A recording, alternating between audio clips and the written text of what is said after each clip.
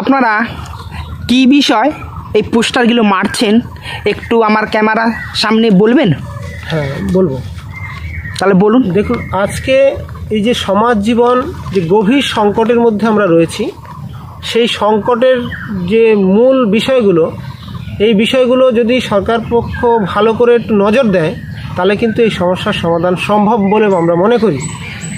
যেমন ধরুন, আকাশ ছোঁয়া মূল্যবৃদ্ধি, বেকারি, সর্বক্ষেত্রে আজকে প্রায় দুর্নীতি চূড়ান্ত সীমায় পৌঁছে গেছে। সেই জায়গা থেকে আজকে আমরা এই গণবিক্ষোভ, আজকে 3রা এপ্রিল গণবিক্ষোভে আমরা সামিল হচ্ছি। আর আমি যেহেতু শান্তিপুরের একজন তাঁত শ্রমিক, আমি নিজে তাঁতি, সেইখান থেকে আমাদের কিছু দাবি আছে।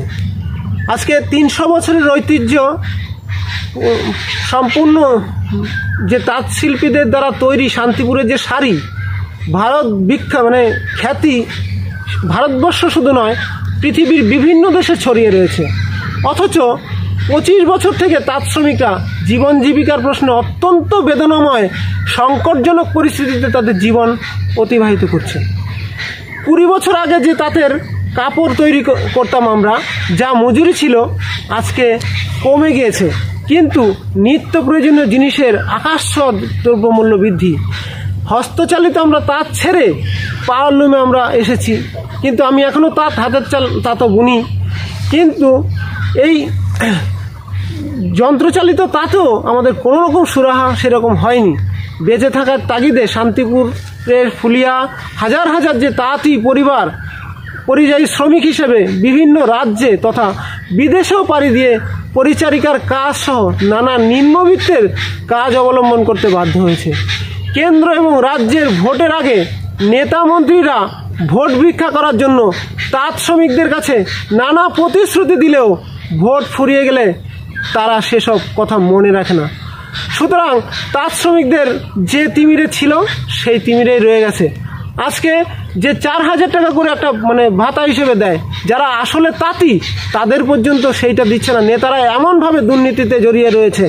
আজকে তাঁতিদের যে সংকট, এগুলো জন্যই আমরা এই ডিএম দপ্তরে যাচ্ছি। দেখুন, আমাদের তাঁতিদের হিসেবে আমরা বলবো যে কেন্দ্রীয় সরকারের যে মজুরি নীতি অনুযায়ী প্রত্যেক তাঁত শ্রমিকদের ন্যূনতম 18,000 টাকা সরকারকে ব্যবস্থা করতে হবে। আর তাঁত শ্রমিকদের যাতে প্রতিদিন কাজ পায় তারও ব্যবস্থা করতে হবে।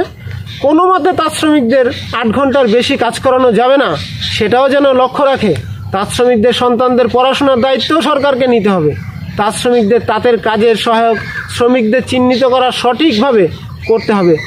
তাহলে আজকে এই যে সংকটের জন্য আজকে আমরা কিন্তু ডিএম দপ্তরে যাচ্ছি বিক্ষোভ দেখাতে।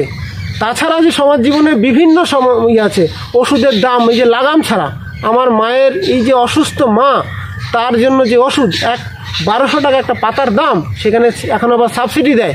সেই সাবসিডিতে এই কেউ দিচ্ছে 10%, সেখানে 1050 টাকা ওষুধের দাম, প্রতিদিন একটা করে ওষুধ খেতে হয়। তাছাড়া 5 দিনের ওষুধ লাগে 2350 টাকার মতন।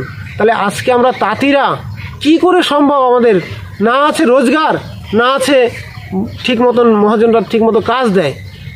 এই জন্যই আমরা সরকারের কাছে দাবি জানাচ্ছি, সরকার যাতে আমাদের যারা তাঁতি তাদের যেন সঠিক বিচার করে তাদের ন্যূনতম জীবন ধারণের মতন ব্যবস্থা করে দেয়। আপনার নাম? আমার নাম হচ্ছে নদিয়াচাঁদ বিশ্বাস, শান্তিপুর মেলের মাঠে আমার বাড়ি। আমি একজন তাঁত শ্রমিক, আমার বাড়িতে তাঁত আছে।